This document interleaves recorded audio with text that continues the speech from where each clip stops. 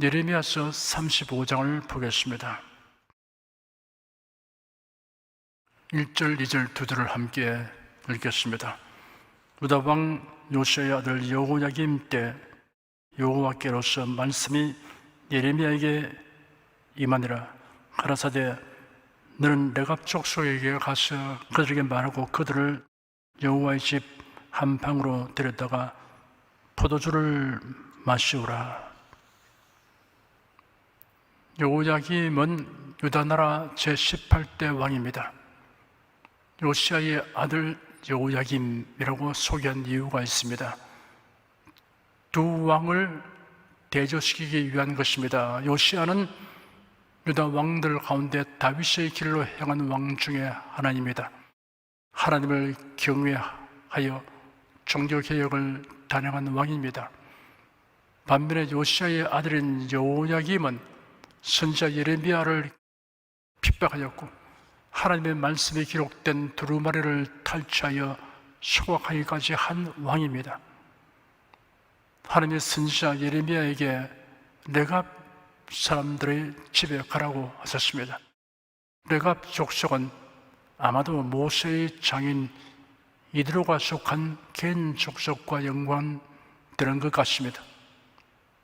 이스라엘 민족이 광야 생활을 할 때부터 함께 하다가 가나안 땅에 들어와서도 하나님을 진실하게 섬겼습니다. 이들은 자신들의 유목 생활의 순수성을 보존하기 위하여 몇 가지 금지 규정을 가지고 있었습니다. 포도주를 절대 마시지 말 것, 유목 생활을 유지할 것, 장막 생활을 할 것이라는 세 가지 규정입니다. 이런 정착 생활에서 오는 안일함과 세속 문화의 악영향에서 벗어나기 위한 조처였습니다.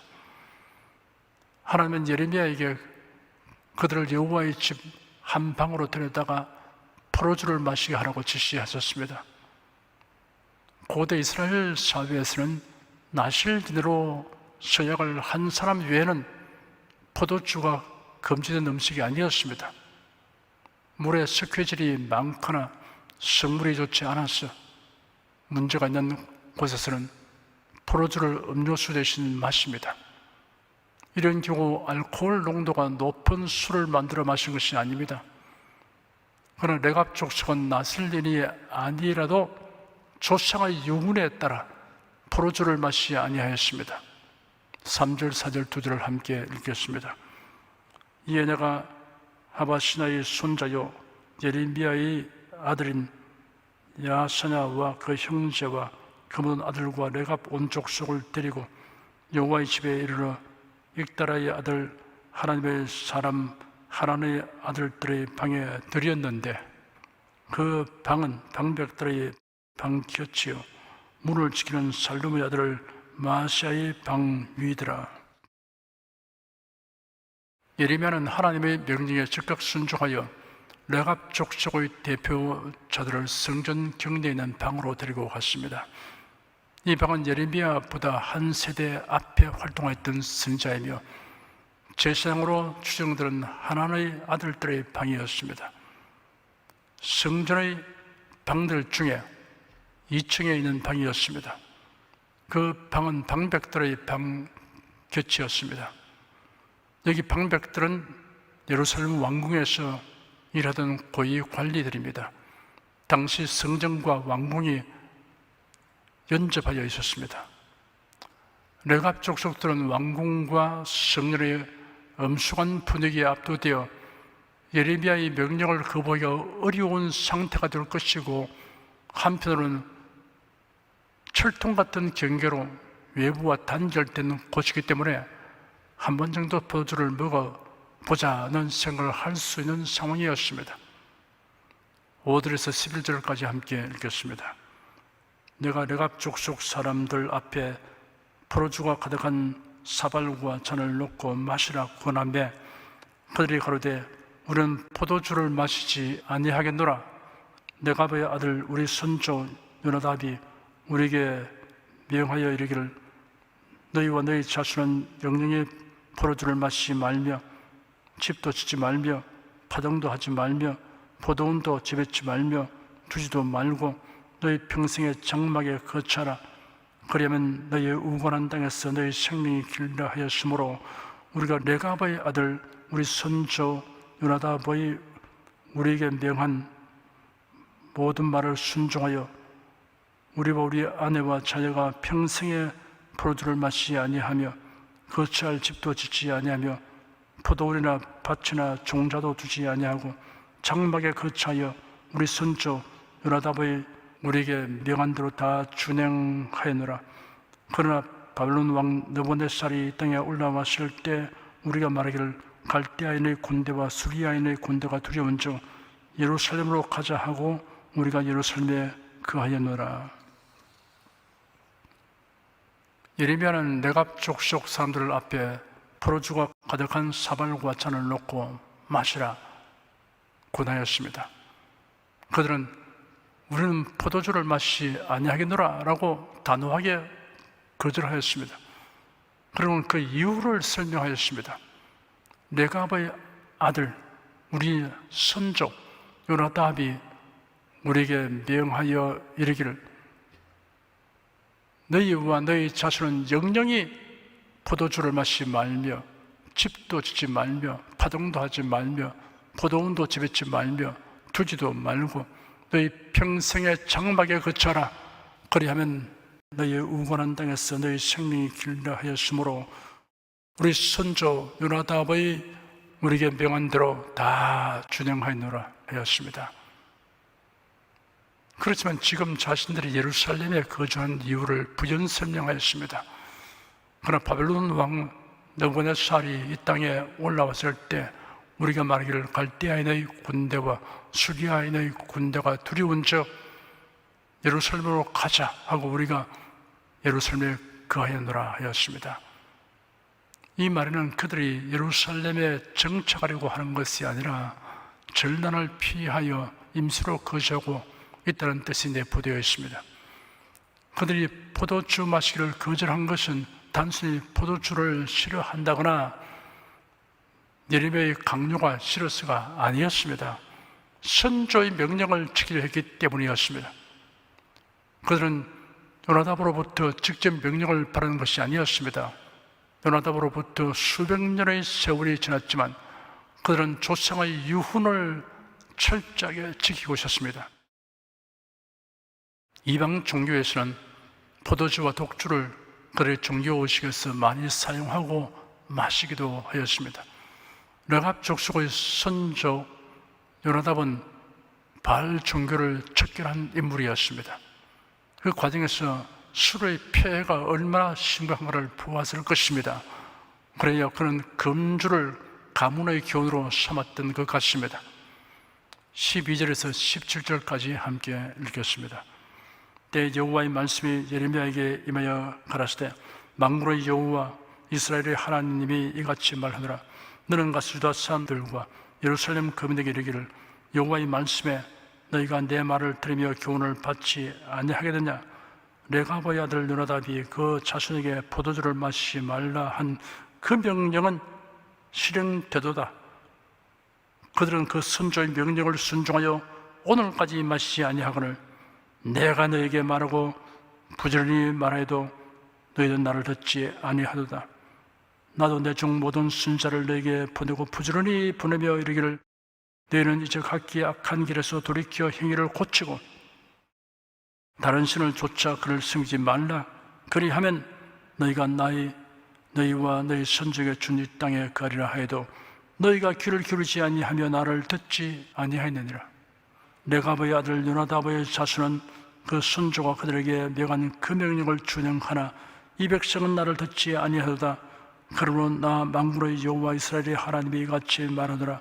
보라, 내가 유다와 예루살렘 모든 거민에게 나의 그들에게 대하여 선포한 모든 재앙을 내리리니 이는 내가 그들에게 말하여도 듣지 아니하며 불러도 대답지 아니함이라 하셨다 하라.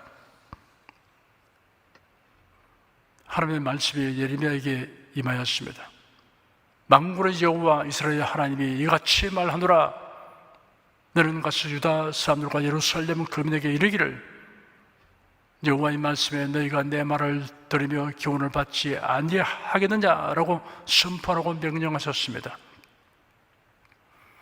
그리고 예레미야가 직접 목도한 대로 백성들에게 레갑의 후손들이 그 선조의 말을 철저히 실행하는 태도와 유다 백성들이 하나님의 명령에 불순종하는 것을 대비시켜 말하고 하나님이 유다 백성들에게 재앙을 내릴 것을 선포하라고 하셨습니다. 레갑의 자손들은 사람에 불과한 선조의 명령을 그대로 순종하였습니다. 그런데 유다 백성은 선지자를 통하여 주신 하나님의 명령을 불순종하였습니다. 레갑의 자손들은 한 번 시달된 명령을 대대로 지키고 있습니다. 그런데 유다 백성은 하나님이 끊임없이 말씀하셔도 불순종하였습니다. 그것도 힘들고 어려워서 할 수 없는 일들을 명령한 것이 아닙니다. 핵심은 우상 숭배하지 말라는 것입니다.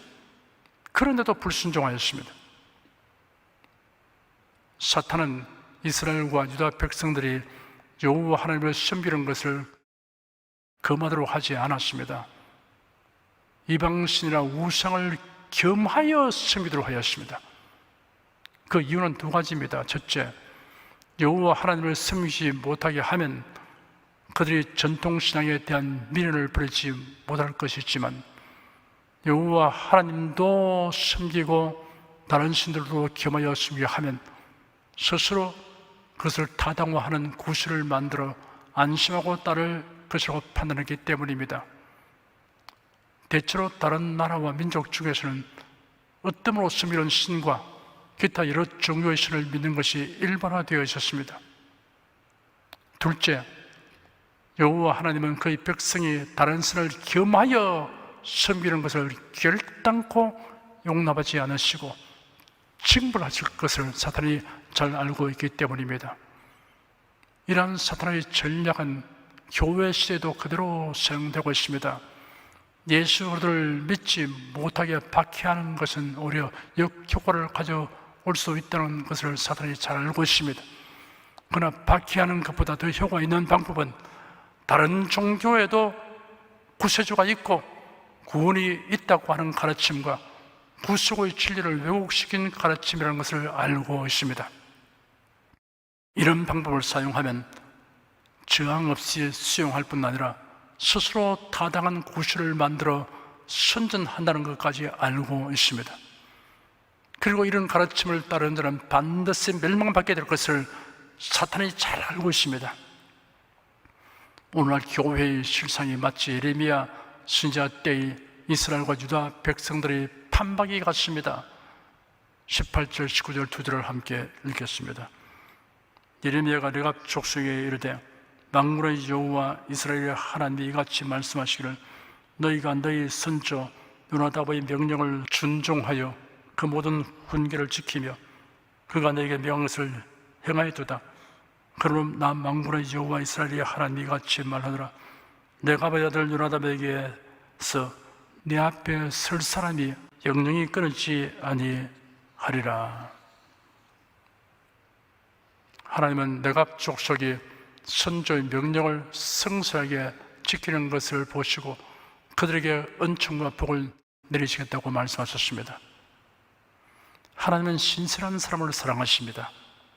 물론 선조가 명령한 것이 불의하고 악한 일이라도 신실하게만 지키면 좋게 여기시는 것이 아닙니다. 레갑 자손들이 준수하고 있는 일들은 선하게 관련된 것이 아닙니다. 하나님은 그들에게 베푸실 은총을 구체적으로 명시하셨습니다. 레갑의 아들 요나답에게서 내 앞에 설 사람이 영영이 끊이지 아니하리라 하셨습니다. 이는 제사장 직무를 맡기겠다는 뜻이 아니라 하나님이 그들을 가까이 하시겠다는 뜻입니다. 레갑 족속에 대하여 이러한 은총을 베푸시겠다는 말씀은 유다 백성들에게 수치와 모욕이 아닐 수 없습니다. 예수께서 나사렛 회당에 가셔서 말씀하시기를 내가 참으로 내게 말하니 엘리야 시대에 3년 6개월 동안 하늘이 닫혀서 온 땅에 기근이 심하게 되었을 때 이스라엘에 많은 과부들이 있었으나 엘리야는 그들 가운데 그 누구에게도 부름을 받지 않고 오직 시돈 지방 사렙다의 한 과부에게만 부름을 받았다. 또 진짜 엘리사 때 이스라엘에 많은 나병 환자들이 있었으나 그들 가운데 아무도 깨끗하게 되지 못하고 오직 시리아인 나만만 깨끗하게 되었다라고 하였습니다. 그러나 그 회당 안에서 이 말씀을 듣고 있던 자들이 모두 분노로 가득 찼습니다. 그들이 일어나 예수님을 성읍 밖으로 쫓아내고 그들의 성읍이 세워진 산벼랑까지 끌고 가서 밀어떨어뜨리려고 하였습니다. 유대인들이 자신들의 신앙 상태와 실상을 부끄럽게 여기고 각성을 생각은 없고 선지자를 통하여 이방인이 은혜를 입은 사실을 언급한 것을 듣고 심한 모욕을 느꼈습니다. 유대인들이 듣기 싫어하고 과격한 반응을 나타낼지라도 예수님은 그들의 그릇된 신앙 행위에 대하여 과감하게 지적하셨습니다. 예수께서 유대인들에게 이런 경고를 하신 적이 있습니다. 그러므로 내가 너에게 이르노니 하나님의 나라를 너희는 빼앗기고 그 나라의 열매 맺는 백성이 받으리라 하셨습니다. 하나님을 헛되이 경배하는 유대 종교 지도자들을 비롯한 유대인들은 하나님의 나라를 박탈당하게 될 것이나 늦게나마 하나님의 뜻을 알게 되고 순종하는 이방인들이 하나님의 나라에 들어가게 될 것이라고 말씀하셨습니다. 혈통과 족보가 구원을 보장하지 않습니다. 구원의 진리를 바로 알고 믿음으로 하나님을 바르게 섬겨야 합니다. 기도하겠습니다. 하나님께서 레갑 족속의 자손들이 선조의 명령을 존중히 여겨 포도주를 삼가하는 것을 좋게 여기시고 복을 내리신 사실을 통하여 우리가 교훈을 받게 되었습니다. 하나님께서 신실한 사람을 귀하게 여기심은 하나님의 성품에 합당하기 때문인 것을 깨달았습니다. 우리가 변함없는 자세로 하나님의 말씀에 믿음과 순종할 때 하나님의 인정을 바라며 존중임을 받게 된다는 것을 명심하고 살아가겠습니다. 주 예수 그리스도 이름으로 기도드립니다. 아멘.